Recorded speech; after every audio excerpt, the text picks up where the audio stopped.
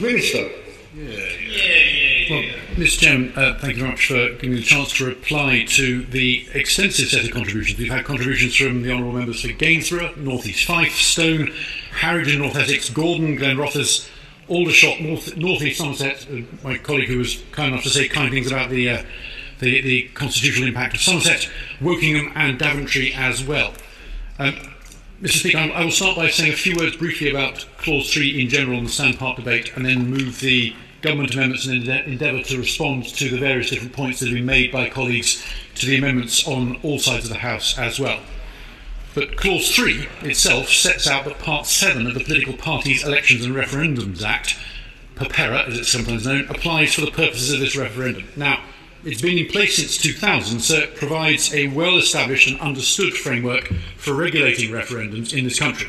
Part 7 sets, for example, the spending limits for campaigners during the referendum period and the rules on donations. However, the legislation for two recent referendums, in 2011 on the voting system and more recently on the subject of Scottish independence, whilst based on PERPERA, also provided examples of how the controls on campaigning and the framework for conducting the referendum could be improved. Where these changes have been improved, have improved the regulation of referendums with the support of the Electoral Commission, we have sought to replicate them in this bill. The bill also makes important additions to the... I'll happily give way. The Minister's quite right in terms of building on experience to try and augment and prepare the recommendations. If they did that in terms of finance, then why didn't the government do that in terms of PERPERA? Well, Mr. Chairman, we have already had a discussion about that, and I think there have been some promises made from the dispatch box earlier on this afternoon by my colleague, the Europe Minister. There will be further things brought back to the House, and I hope that he will be pleased, as I hope other colleagues will be pleased, by what is brought back at that point.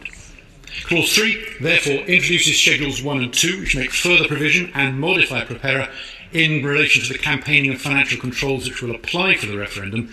It also introduces Schedule 3, which makes further provision and modifies PERPERA in relation to the framework for administering the referendum. Now, rather than spending a great deal of time on the contents of those schedules in detail, what I'd like to do, Mr. Chairman, is to move on to the government amendments and then try and respond to some of the other amendments which have been moved by colleagues on both sides, or particularly on my side of the House. So the government has tabled two amendments, which I will briefly explain. Amendment 14 will increase the spending limits for permitted participants at the EU referendum.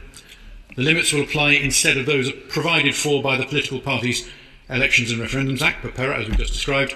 The increase takes account of inflation since the Act was originally passed in 2000, but goes no further than that.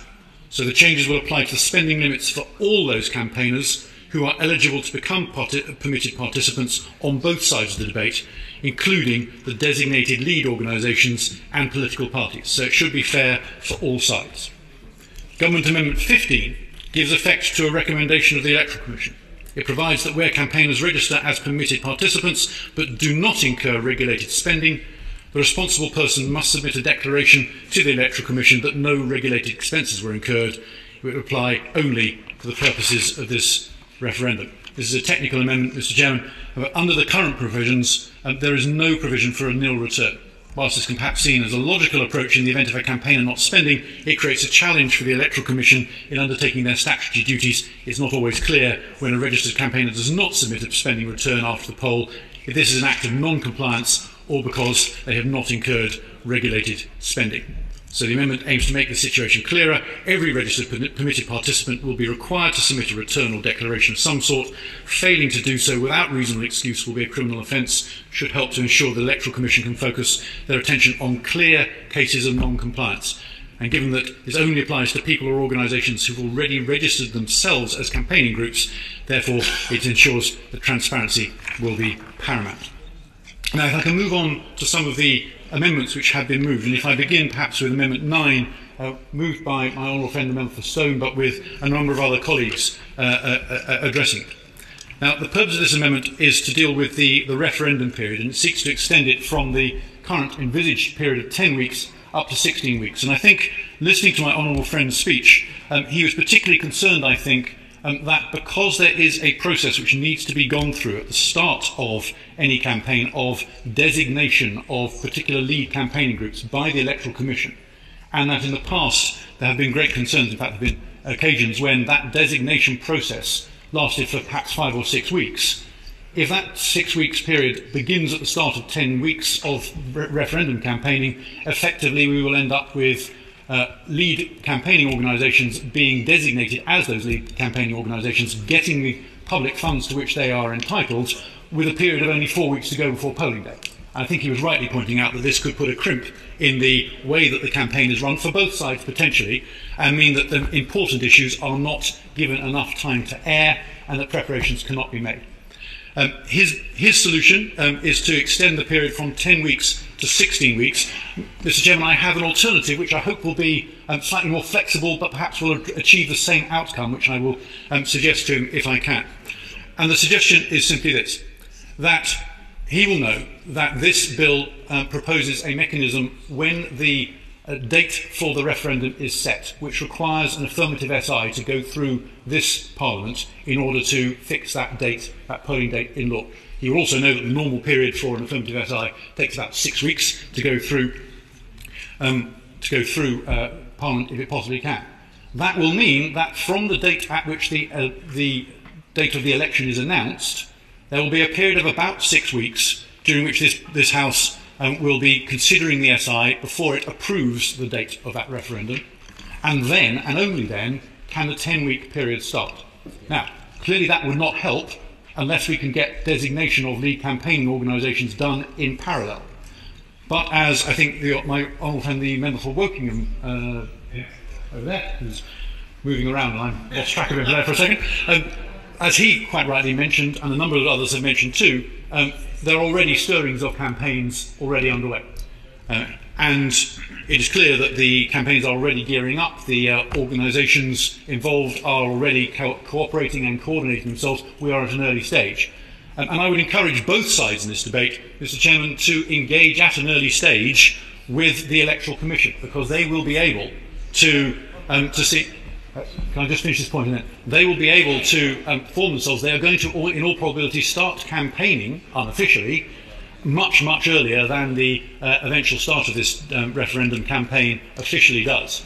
And they will therefore be able to start engaging with the Electoral Commission at an early point, which will mean that not only will we be able to begin the process of designation 6 weeks before the beginning of the 10-week period, but also we stand a decent chance, with the Electoral Commission's blessing, of course, of getting through the designation process rather faster once the... I'm grateful to my honourable friend.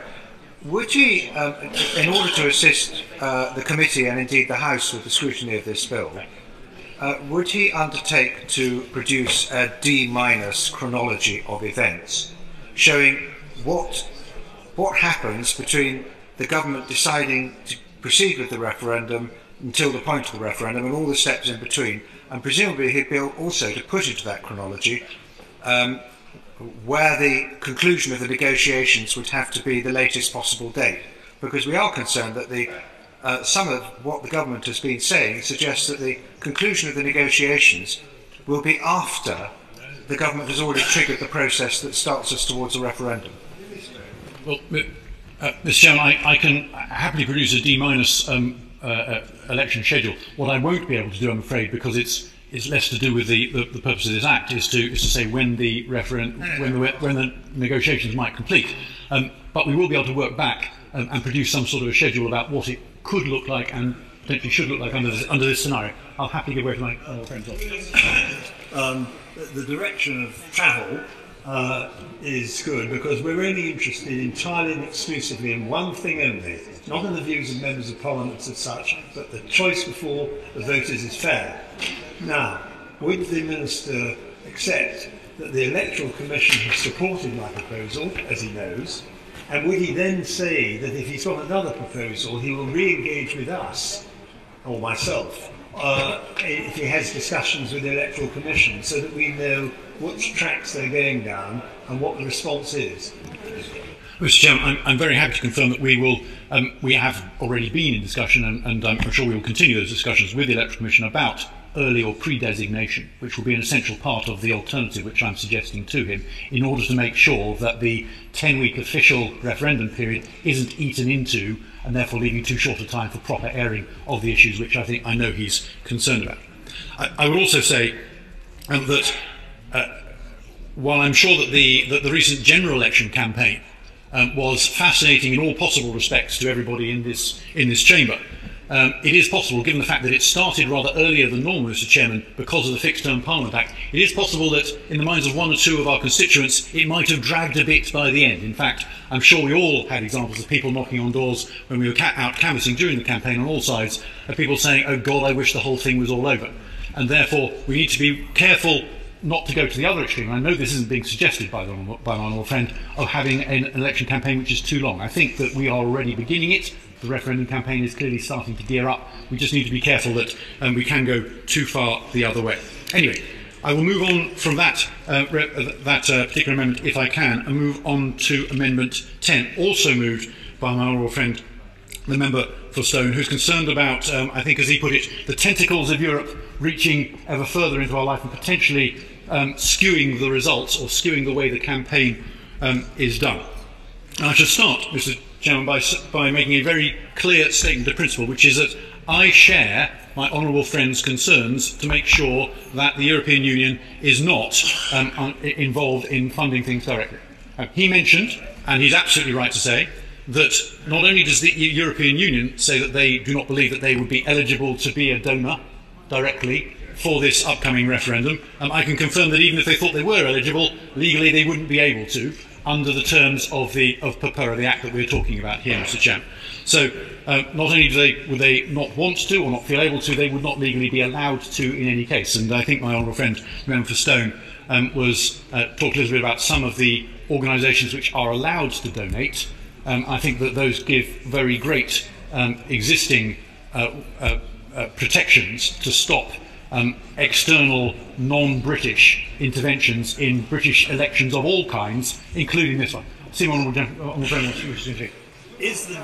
I know the Electoral Commission's view on this is that the European Union does not come within the parameters, but does he agree with me, and would he share with us the legal advice that the Foreign Office is getting in order to establish this? Although I think he can take it that we should also be looking at this ourselves, because it's so important in terms of the volume and the disproportionality of the funds that be available.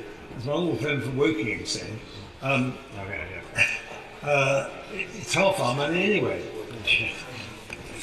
My honourable friend is absolutely right, it is half our money. I have here in front of me, Mr. Chairman, the schedule of those who are eligible to donate to the permitted participants under the Act, and it is all about UK-based organisations of one kind or another, be they third sector, be they private sector, but there is nowhere anywhere which would allow an organisation like the EU to get involved. The only changes that we're making to those established protections, which after all have applied to British elections for quite a few years now, and I think have applied relatively successfully. I don't think that people feel that, that there's been undue influence from some of these organisations abroad in previous elections. The only changes that we're making to it effectively are mainly ones to do with Gibraltar, to make sure that Gibraltarian organisations can, if necessary, be part of the campaign either actively or through donations. He is also, I think, aware, and I think he alluded to it, and a number of other colleagues alluded to it too, Mr. Chairman, that the amendment as currently drafted probably has some rather serious technical flaws, and I think he was acknowledging that while he was talking about the principal line behind them.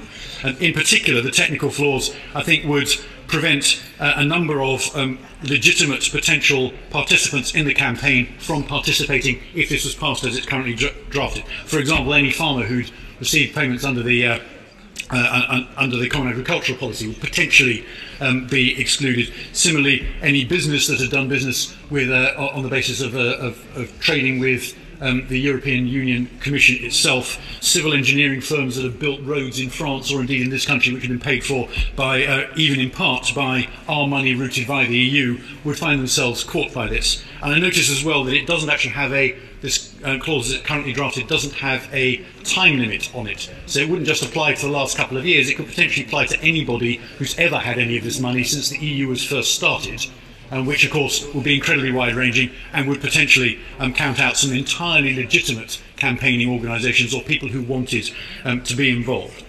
So I think that we do have some strong protections in place. We would need to be very, very careful, I think, on this particular example of an amendment. I move on. I was about to move on, Mr. Chairman, but I think my honourable friend wants to make one final point before I do. The BBC, of course, have been receiving money from the European Union, so he's right that I'm concerned about that particular point.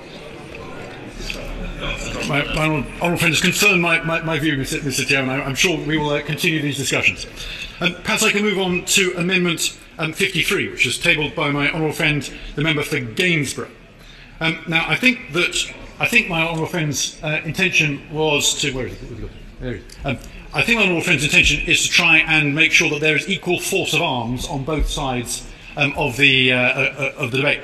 I've got to say to him, I was starting, before I read this amendment, I was starting from a slightly different presumption, which is I think that both sides are going to be pretty well funded in this particular referendum. I think that there are strong views, well funded and strong views on both sides of it in any case. However, I would say to him that there is no tradition in this country of overall global limits on total campaign spending. There are, as a number of colleagues have already mentioned, in fact, I think certainly I think my honourable friend for Woking mentioned earlier on, there are individual limits on constituency spends and there are national limits on individual political party spends.